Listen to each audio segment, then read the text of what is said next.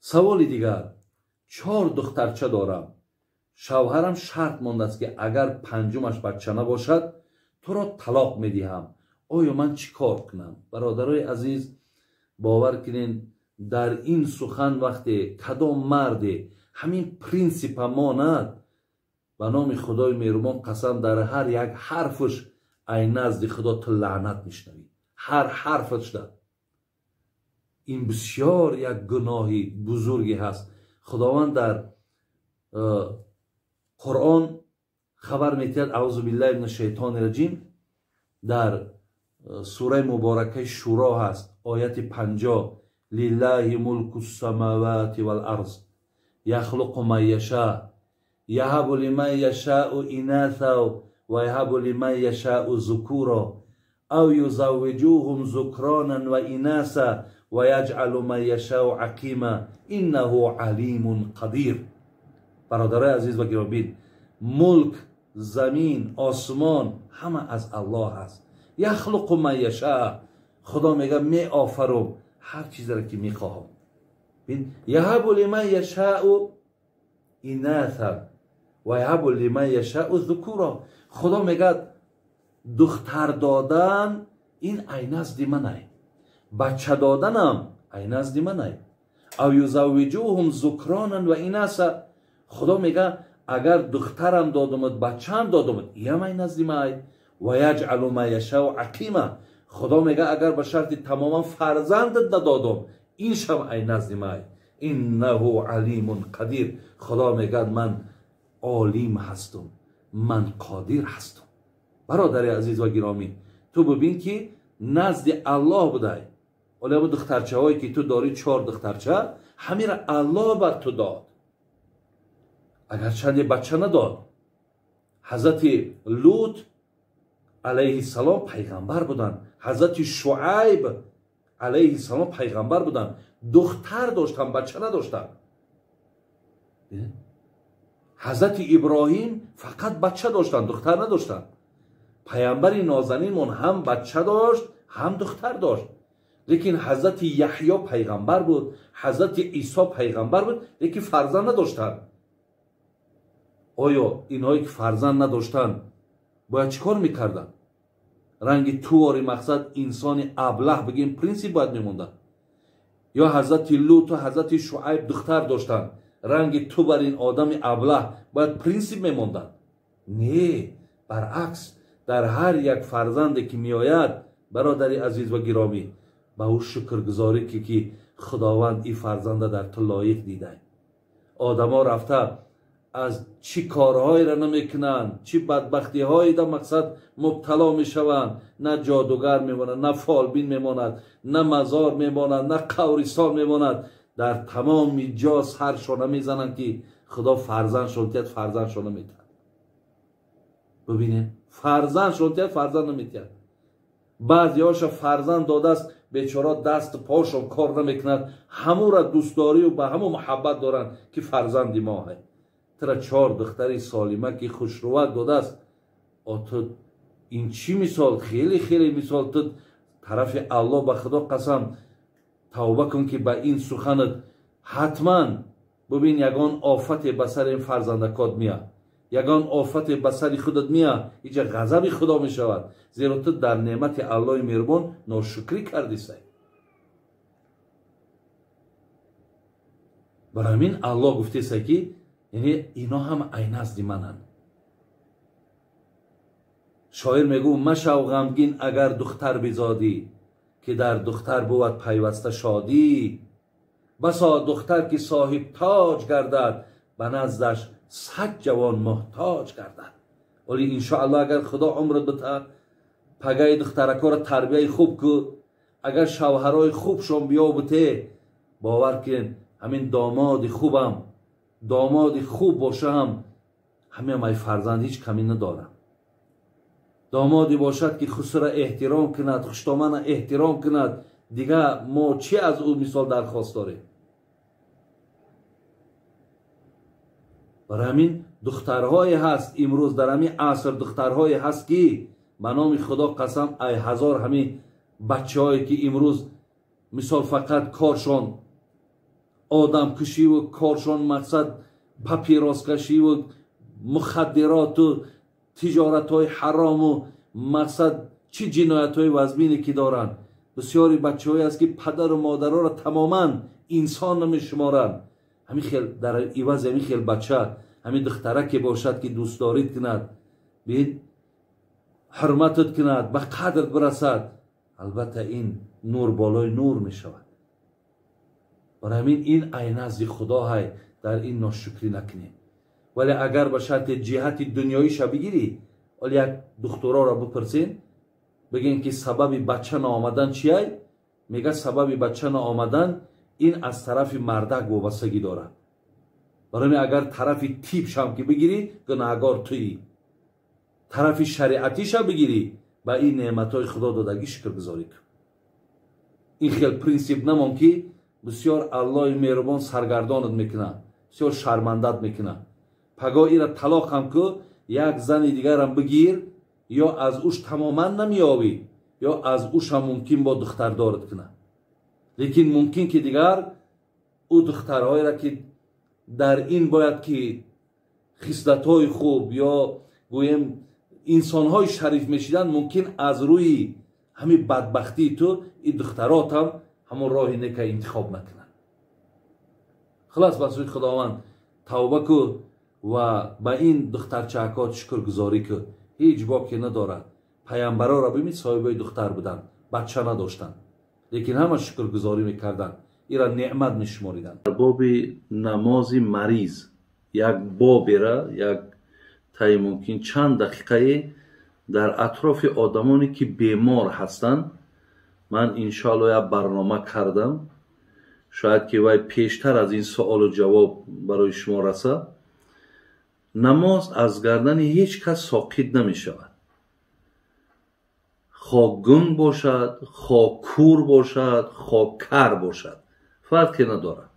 барои ҳамаи инҳо ҳам намоз вазимашон фарз аст. барои ин нафаре ки гунг бошад, мисли ҳамин одамое ки намоз мехонанд, халас агар дар ҷамоат рафта иштирок кунанд, хай дигар қироати имом қироат шай, лекин қиёму рукӯву саҷдаву ҳар чизе ки намозхон дорад, ӯ ҳам бояд дошта бошад. вақте танҳогузор бошад, дар инҷа ҳамун оятҳоеро ки ла юкаллифу ллоҳу нафсан илла вусъаҳо, аллоҳи меҳрубон мегӯяд ман аз банда миқдори ҳамун қудрату қувватш талаб дорам. ё аллоҳи меҳрубон мегӯяд фаттақуллоҳа мастатътум, аз аллоҳ битарсен ҳамун миқдориро ки қувватша доред. барои ҳамин модоме ки забони инон нутқ надорад, ба ҳамун қудрате ки дорад, ба ҳамун тартибе ки дорад, мақсад онҳо хо бо забонаш метавонад, хо ба қалбаш метавонад, онҳо мақсад хонанд, халас намозшон дуруст мешавад. ҳамора чӣ миқдоре ки қудрату қувват дорад, ба ҳамун миқдори қуввату қудрати худаш бояд намозша хонад. бародар азиз, саволи дигаре ки омадааст, гуфтанд бобоҷон дар масҷид туф кардан ҳукмш чӣ ҳаст?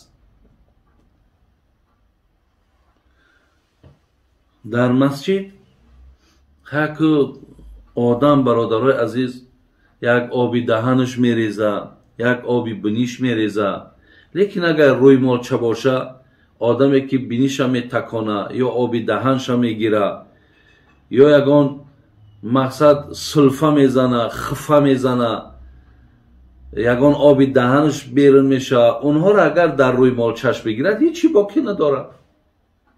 агарчанде дар табиати мардуми мо, ё бигем дар ҳамин мардуми мо ҳамин хел одат шудааст ки дар пеши якдигар бинира наметаконанд ё оби даҳанша намегирад.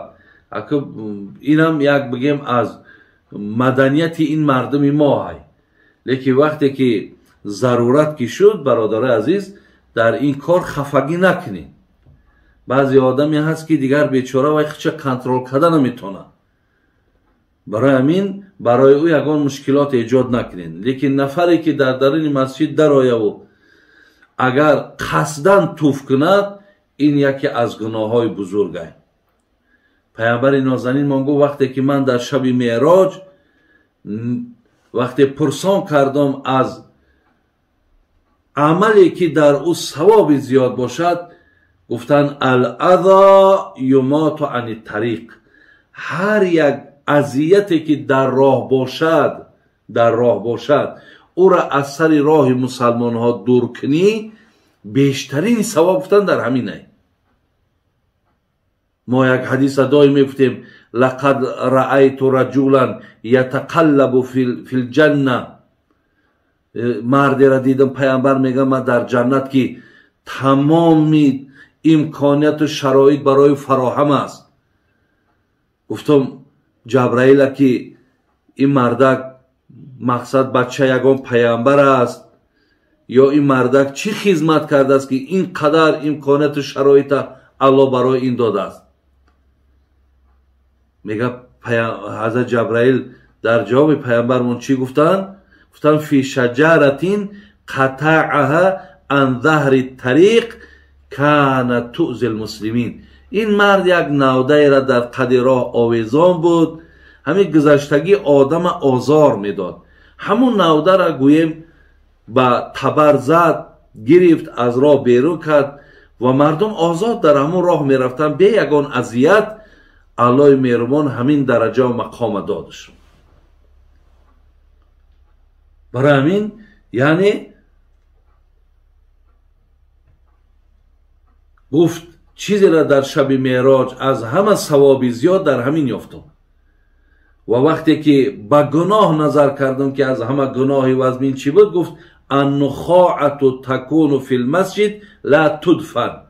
یعنی نخاعه توف، همین توف کردن در مسجدی که مقصد وقتی میدرای آدم میبینه در بالای جای نماز توفه، میبینه در تنه دیوال مسجد توفه. ولی یک حدیث نخامه داریم که پیامبر آمد میگه در جای محراب کسی توف کرده است، حضرت گیری با عصای دستش میگه همون را خاک شدگی بود، خراشید، مقصد غلطان در زمین. گفت انا این کار نکردین، بین محراب و بین شما الله گفت وجود داره. به این خاطر مسجد برادر عزیز این جای سجدگاه است، این خانه الله است. وقتی شما در محراب، در دیوال، در تگی قالین شای، در بالای قالین شای وقتی توف میکنین، پیامبر گفتن از همه گناهی و عظیم ترین همین است. برای همین شما همراه خودتان دستمال برین و هر آب دهنی که میشود در دستمالتان بگیرین، انشاءالله هیچی باقی نداره. زن طرف مرد گوید که تو را 3 طلاق کردم، نکاح بریده می شود یا نه؟ نه، یعنی طلاق در دست زن نیست. زن اگر گوید که 3 طلاقت کردم، طلاق نمی شود.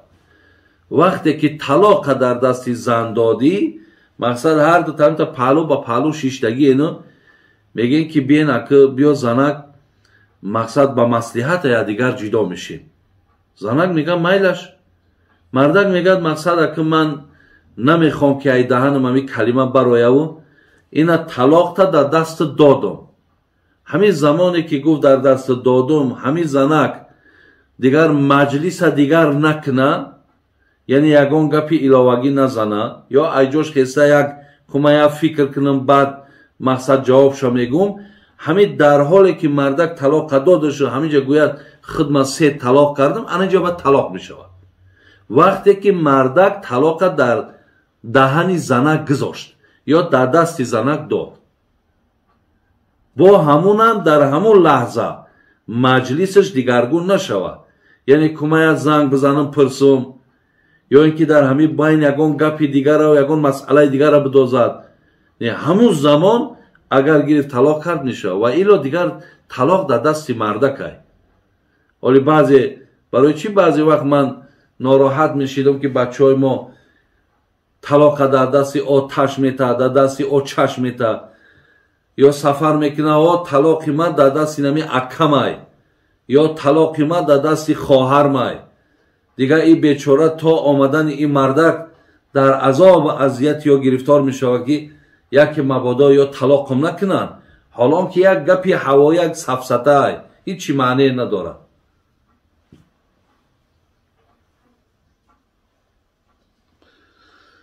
خب بابا جان، من برای پرنده هایم از یک شخص دانه خریدم. دانه ها دزدی بودند.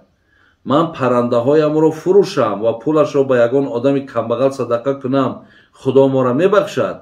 و گویا چیکار کنم که خدا ما را بخشد؟ الله مهربان دادرای ما را و خواهرای ما را توفیق دهد که این برادر ما پرنده داشته است، دانه خریدگیش از راه دزدی بوده است. اگر میدانست و میخرید، در اینجا در همون بیننگی و بیعاری و گناه همون دزد شریکی. یعنی یک چیزی دزدی را فرق نداره چیزی باشد، وقتی میدانی همین دزدی میخریش، یعنی تو کمکی در همون دزد کرده، تو را یاردمش کرده. برای همین قرآن میگه که ولا تعاونوا علی الاثم والعدوان، یا دیگر در کار گناه یاردم نکنید. مادامی که این کس که یاردم کرد الکی در همون دزدی همین آدم هم شریکه. لیکن این کاری که برادر ما کرده است و نادانسته گرفته است، اینجا در نه به برادر ما زیانه نه به پرنده های او. برای همین انشاءالله شما یگان زیانی نکردیم برادر عزیز. انا فقط مقصد وقتی که اگر دانستین که این دزدی هست و صاحبی همو اگر معلوم باشد، شما همون را به صاحبش بر بگردونید. این همی قدر راه هست که گردنتون ساقط شود. تمام دیگر اگر صاحبش ندانی و هم قدانی که دزدی های، همون مبلغ در یگان بیچاره صدقه کن، های گردنت ساقط میشه. استاد عزیز، شوهرم فرزندایم را بسیار دعای بد میکنند، حقارت های بد میکند. آیا دعایش در حق فرزندا قبول میشود یا نه؟ اینا وقتی که فرزند حقارت میکنی، فرزند دعای بد میکنی، بیشتری همین گویم حقارت ها و بیشتری دعاهای امروزه ایروی جهل و جاهلی های. هیچ کدام اینا من امروز بگم میپرسم تحقیق میکنم، هیچ کدام اینا به خاطری نه الله های، نه دین های، نه میلت های، نه تربیه های، نه مقصد برای یک عائله سالم های.